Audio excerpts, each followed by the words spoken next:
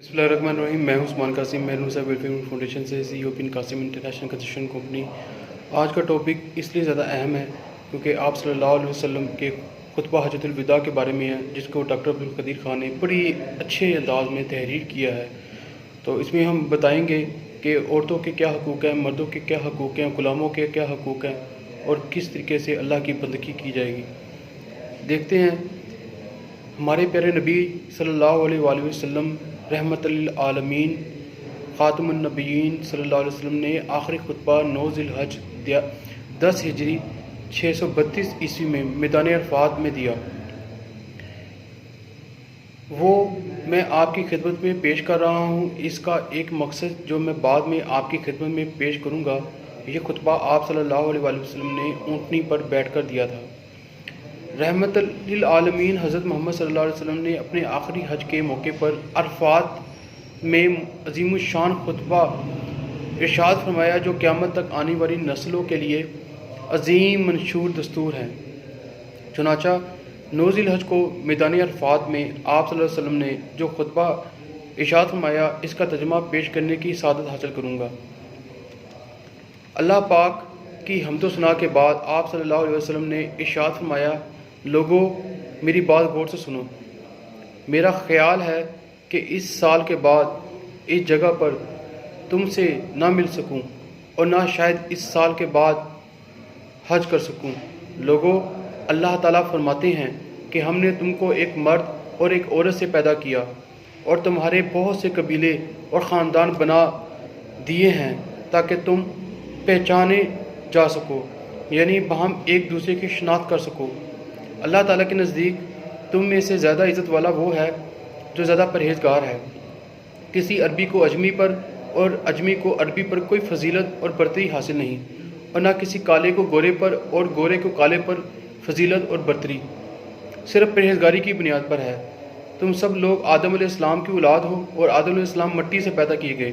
खबरदार, खून या माल का हर वो दावा जिसके लोग मदई हैं, वो मेरे कदमों तले हैं, मैं इसे बातिल करार देता हूँ। मगर बैतुल्लाह की निगरानी और हाजियों को पानी पिलाने की खिदमत हस्बे दस्तूर मिलेगी।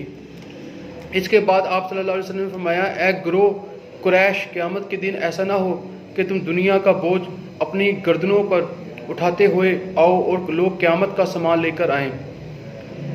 याद रखो, अगर ऐसा हुआ तो मैं तुम्हें अल्लाह के अजाब से ना बचा सकूँगा। खबरदार, ज़माना जahलियत क़ब्ल इस्लाम की तमाम रस्में मेरे कदमों के नीचे रोन दी गई हैं। ज़माना जahलियत के तमाम खून ख्वाह किसी के भी हों माफ़ हैं। अफ्रीकैन में से कोई इसका बदला ना लेगा। मैं इस सिलसिले में सबसे पहले अपने ही ख़ानदान का एक खून जो रबी इब्ने हारिस के बेटे का है माफ़ करता हूँ।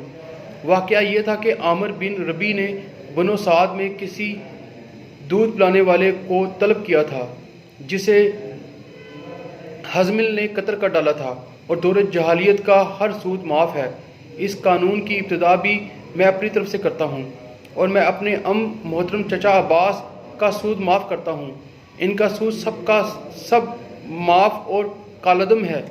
लोगों, तुम्हारे खून जाने, तुम्हारे माल अमवाल और तुम्हारी इज़्ज़ो आबरू क़यामत तक एक दूसरे पर हराम हैं, जिस तरह तुम पर उस दिन, उस महीने और उस शहर की हुर्मत वाजिब है।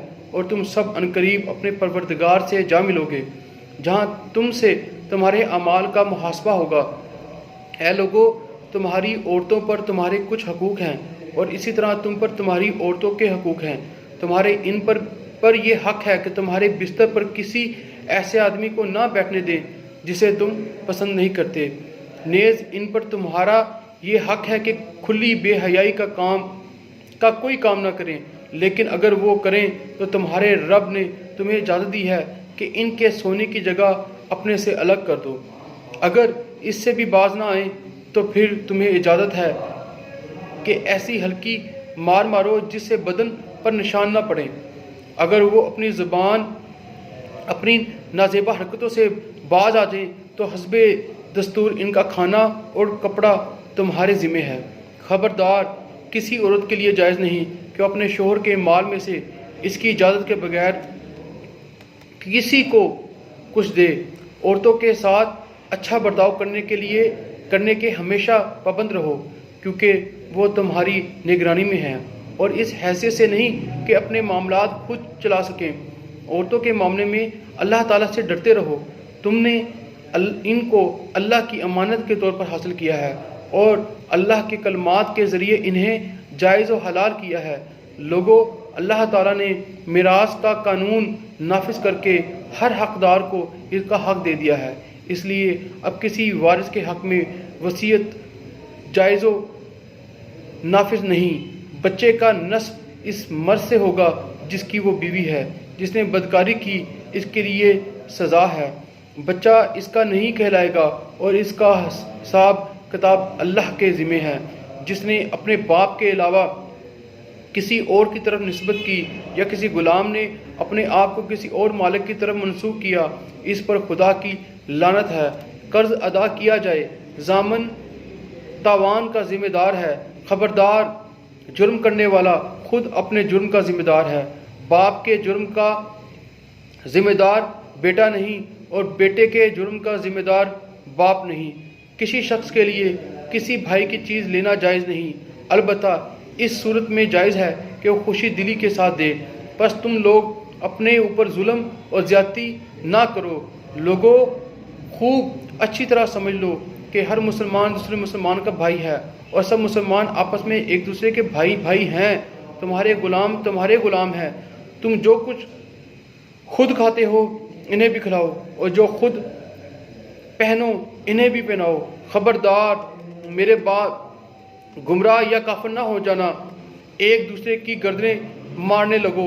جس شخص کے پاس کسی کی امانت ہو، اس پر لازم ہے کہ وہ امانت والے کو ٹھیک طریقے سے لوٹا دے۔ اگر کوئی ناک کٹا اور سیاہ فام حبشی تمہارا امیر بنا دیا جائے، اور وہ کتاب اللہ قرآن مجید فرقان حمید کے مطابق تمہاری قیادت کرے، تو تم پر اس کی اطاعت لازمی ہے۔ اے لوگو، میرے بعد کوئی نبی نہیں۔ اے لوگو، میرے بعد کوئی نبی نہیں۔ اے لوگو، میرے بعد کوئی نبی نہیں۔ میں یہ بار بار اس لیے کہہ رہا ہوں کہ آپ کے بعد کوئی نبی نہیں، اور تمہارے بعد کوئی امت نہیں۔ میں تمہارے اندر ایک نعمت چھوڑے جا رہا ہوں، اگر تم مضبوطی سے اسے تھامے رہو گے تو گمراہ نہ ہو سکو گے، اور وہ نعمت کتاب اللہ قرآن مجید اور میری سنت حدیث ہے۔ آج کا کالم بہت زیادہ اچھا ہے ہر لحاظ سے۔ مسلمان ہونے کے ناطے ہمیں ان تمام باتوں پر عمل کرنا واجب ہے، فرض ہے، اور اللہ تبارک تعالیٰ مجھے اور آپ کو ان تمام باتوں کو سمجھنے کی توفیق عطا فرمائے۔ اللہ تبارک تعالیٰ آپ کا اور میرا، ہم سب مسلمانوں کا حامی ناصر ہو۔ پاکستان زندہ باد، پاکستان پائندہ باد۔ اللہ حافظ۔